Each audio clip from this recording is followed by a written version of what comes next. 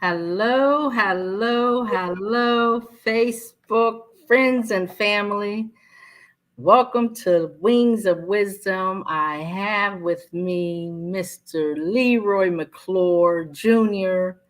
He is a friend of mine from 30 plus years ago. I met him in Dallas, Texas. I was at an extremely low period in my life, and he helped me tremendously. So I want to introduce you to my friend, Mr. Leroy McClure, who is actually an author of 3 books. And his last book that he did, recovering from trauma in his life, is Life is Good. I am better, not bitter, post stroke. So he's going to give us some ABCs and some triple A's.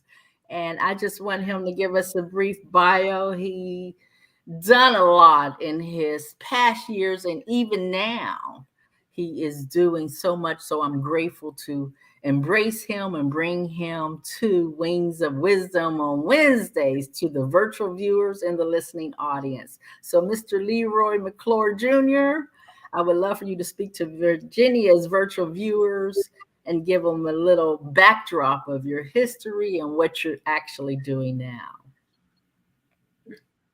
Hello, hello, hello. Again, I am Leroy McClure, and I'm glad to be here with you, Virginia. Well, my last book that you mentioned is called Life is Good Post Stroke. I am now better, not bitter. And I'm excited about this book because it's probably the best book that I've written. I've written 2 other books. I focus on the 3 A's: attitude, academics, and athletic. This last book was about attitude. Before you uh, do great things in life, you have to get your attitude right. Well, you talk about the ABCs. Uh, in order to overcome adversity, your attitude must be right. It must be positive. We're talking about uh, when you think about life, 10% of everything, 10% of life is when things happen to you. 90% of it is how you respond to it. So you must have the right attitude of the way you respond to it. And in order for me to overcome my adversity, which was a stroke, I had to first of all think positive and recognize God is still in control. And I am still here on top of earth instead of earth on top of me. So I felt like he wasn't done with me. And then, of course, that's the A attitude. And the B is believe. I had to believe that there's some great things were going to happen. This was just a minor setback for a major comeback. And I believe in Jesus Christ. And I believe all things work together for the good, for those who love the Lord and called according to his purpose.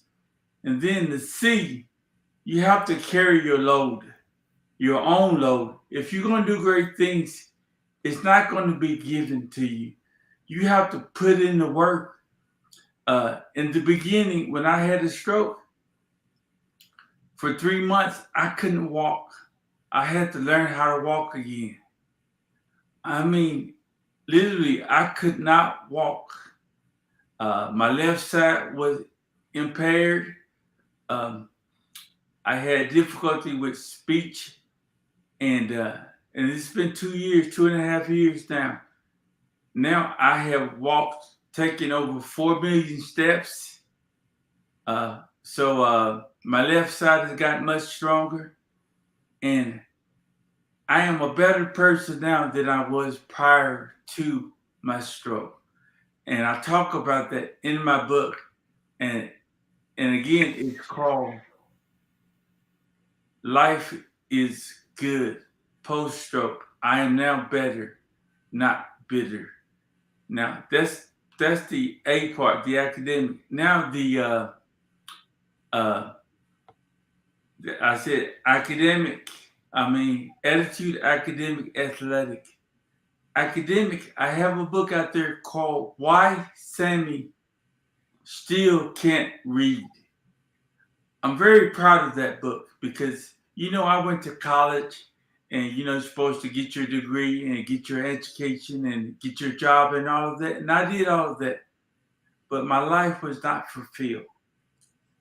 Then my brother shared with me that he finally discovered why he had difficulty in school. And he encouraged me to go back to school and get trained so I can help people like him. Now, in the 60s, my brother could not read. He was extremely smart, could draw pictures of me, could draw pictures of you. He was very creative, but reading was difficult for him. And I used to cover that up so that no one would know. Now, this was in the 60s. He's just 13 months younger than me. But in 1988, I went back to school. 89, I went back to school. So I learned how to become a, a language therapist, how to teach children with dyslexia or ADHD how to be successful in a school setting. And I became certified in 93. And after doing that, I decided to help other people. So I started a charter school called Focus Learning Academy. And I started out with 50 students, and then I ended up with 1,500 students in a matter of 20 years. And we have taught thousands of children that are extremely bright how to read. And the problem that we have, Virginia, is that too many of our people are in the penal system. 2 out of 3 African Americans in the prison can't read. Very bright people. And the fact that we have more African American men in prison than we do in colleges and universities. It's imperative for us to understand the first 3 years of school, you learn to read. Then you read to learn. Unfortunately, this have hurt quite a few of us because our children haven't been taught how to read. And they have to be taught according to the learning style. Different children learn differently. So, do you think there is a major correlation between illiteracy and the penal system? Very good question. Yes, I do. I believe there's a strong correlation, and unfortunately, uh, it is really hurting the African American community. Wow. So, what do you actually think could be done to help resolve this problem in the educational system? Well, I believe we must get teachers trained in the right uh, programs. For example, if you go to a doctor, uh, a regular doctor will see you, but if you have a heart issue, you have to go to a specialist, a cardiologist. And that's the way it should be when it comes to teachers. Not all teachers can teach children how to read. They must be trained in an appropriate way. And if they're not trained appropriately, they're going to push that kid to the corner and allow him to be away from the regular students that get it the regular way. When you look at 20% of the population have difficulty learning the regular way. So that's 2 out of 10. Now, if you take a group of 10 children, if some of them are left-handed, Now that percentage goes up to about 40%, 50% of the left-handers will have a difficult time with learning the regular way. Now, if that child is ambidextrous, can use both hands, now that goes up even higher. Wow. Wow. So, as a certified academic language therapist, is there a major difference between dyslexia and illiteracy? Well, when you're dyslexic, you have a difficulty with words, reading words, writing words, comprehending words. Um, you have difficulty with writing, which is dysgraphia. You have a difficulty with math, which is dyscalculus. So there's a lot of difficulty with things that we take for granted, and and oftentimes you see it more frequently with boys, with males, because they act out. The girls are very quiet about it, and because they don't create any disturbances in the classroom, they might not be recognized until they're much older. Wow. So, with your challenges, I tell you, with the stroke and recovering from the stroke, I know you gave me some major statistics saying 800,000, people have a stroke annually. Yes, stroke is a fifth cause of death. Fifth, I mean, 800,000 people have a stroke annually, and out of those 800,000 of them, 160,000 of them die. And out of those 800,000 of them, 200,000 of them have multiple strokes. This is not the first stroke. And there are different types of stroke. My stroke impaired me physically. I wasn't able to walk in my left side. I had to build up my left side. I'm not able to use my hand as much as I would like to. Now, some stroke impairs you cognitively, where you have difficulty with processing your thoughts, difficulty with talking, memory, short-term memory, or even long-term memory. Cognitively, I'm still on point. I'm just as good now as I was before the stroke. But physically, I'm still recovering. Wow, that's amazing. It's a your purpose. I know you was quoting biblical principles. Wings of wisdom is built on biblical principles. And I know in Proverbs 19:21 it say that man has these many plans. We have plans, but the ultimate plan is the master plan. So there's a purpose, even in your recovery. I know you told me your wife told you you don't need to wear a watch or bring a wallet. Just focus on your recovery. And during that time, you birth your book. Yes, So yes, it's yes, amazing that you were able, even during your recovery, because you said your mind is still sharp. yes. She made it very clear to me, Leroy, you don't have to worry about work. I got you. If it takes you 3, 4, 5 years, so be it. You just worry about getting well. Do what you need to do to get well. So the first thing you think is that your life is in shambles. I mean, you've just had a crisis, and but when she tells you that, you start recognizing, Lord, I just first of all want to thank you for allowing me to be here on top of earth instead of earth on top of me. So then you start focusing on getting well. When am I going to get well? And then you recognize, quit focusing so much on the destination. Enjoy the journey.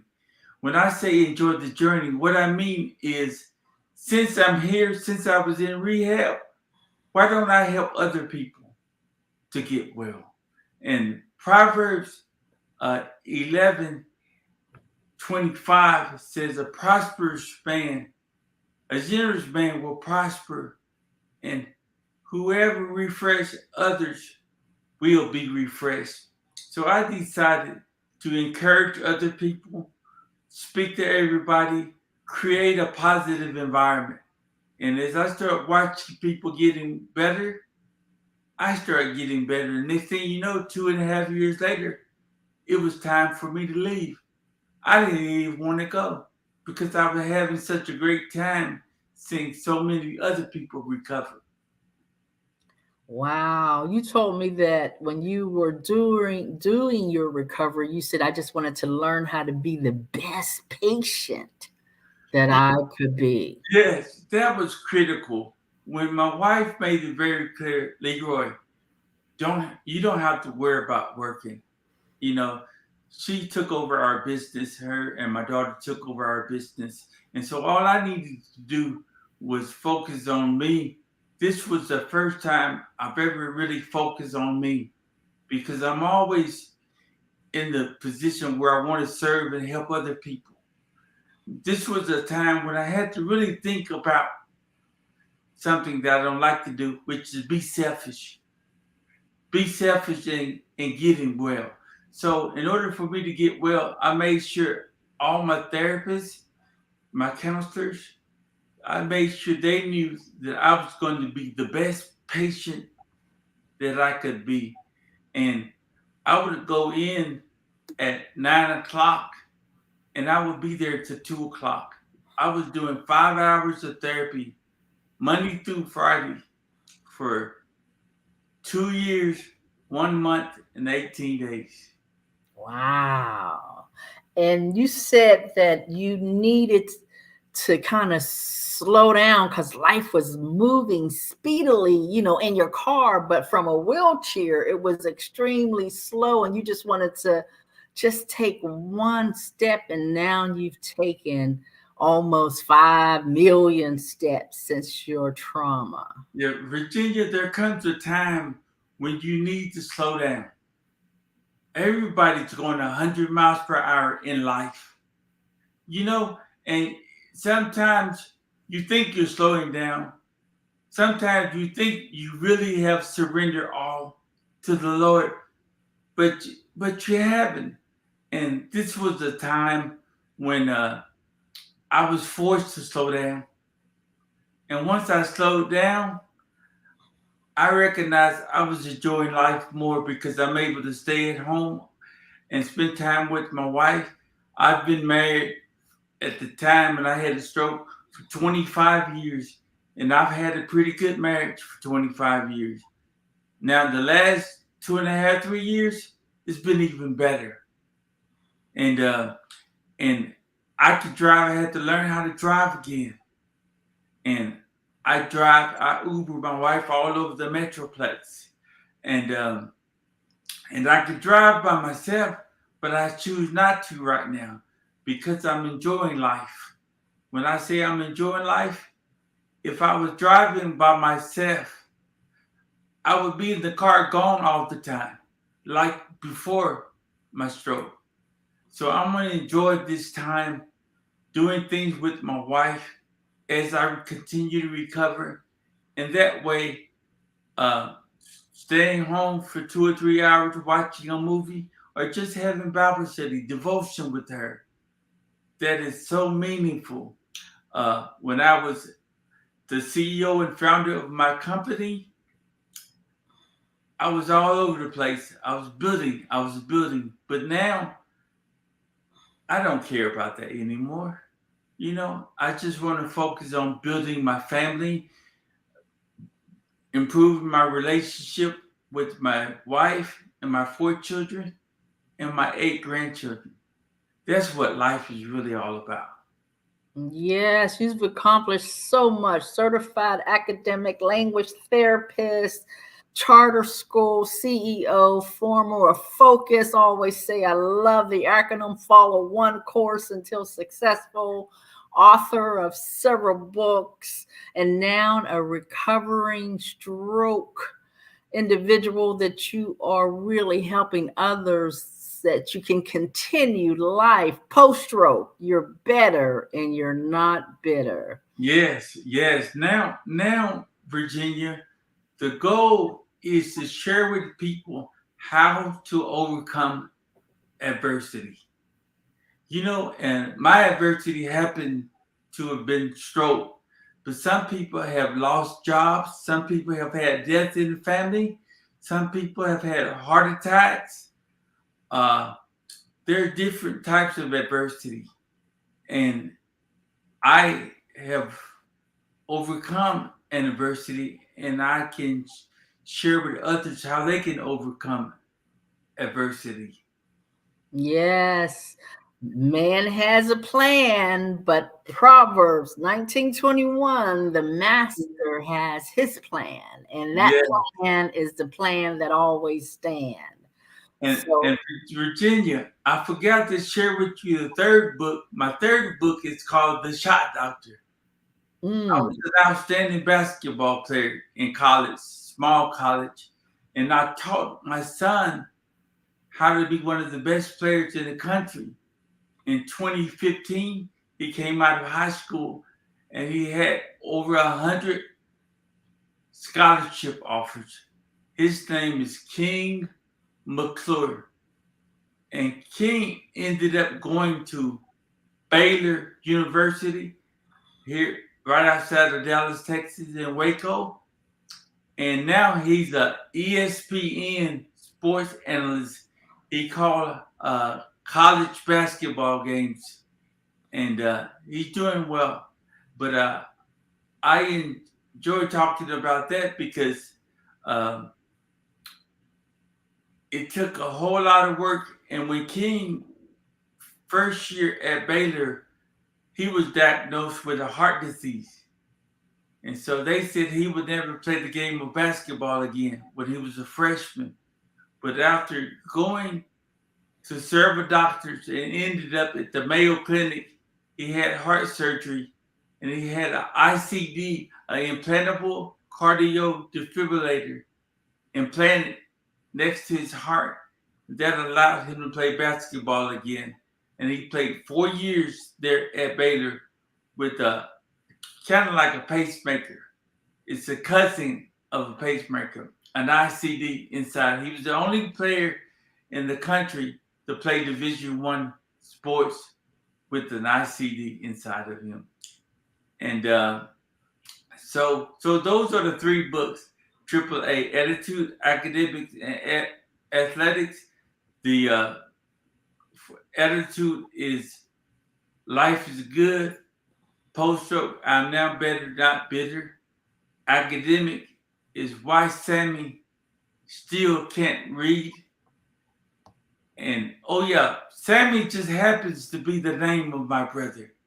I wrote the book focusing on him and how to address issues like that. And then the last one is called The Shot Doctor, Athletics. Wow. So Virginia's virtual viewers, listening audience, you can go to Amazon.com and get any of his books, Mr. Leroy McClure. There's so much more to unpack. I have to have this gentleman back on Wings of Wisdom that stands on biblical principles. And if you are having any adversity, you can overcome. So we are here to tell you, I know my guest has another Zoom lined up right after this, so I'm not going to hold him, but we are so grateful that you were able to lean in. We are excited that you are here. I know you got golden nuggets, and continue to lean in because we will be back with part 2 with Mr. Leroy McClure Jr. His son is named King from Baylor University, that's down, a sports analyst, and he has a daughter named Princess. So we have a King going and a Princess going. So I am grateful to feature my friend for over 30 years. He is so dear to not just myself, but my husband, and I am grateful for him and his family. And we wish you a wonderful Wednesday and see you back here same time on Wings of Wisdom. Have a wonderful day. Thank you. You're welcome. Any last words for Virginia's virtual viewers? Well, I just want to make sure they recognize that they can turn adversity into victory. I love it. I love it. Adversity into victory, coming from the airline industry. It's not about the destination, ladies and gentlemen. It's always about the journey. So enjoy the journey. And when you get to your destination, it's all about celebration. Have a wonderful day.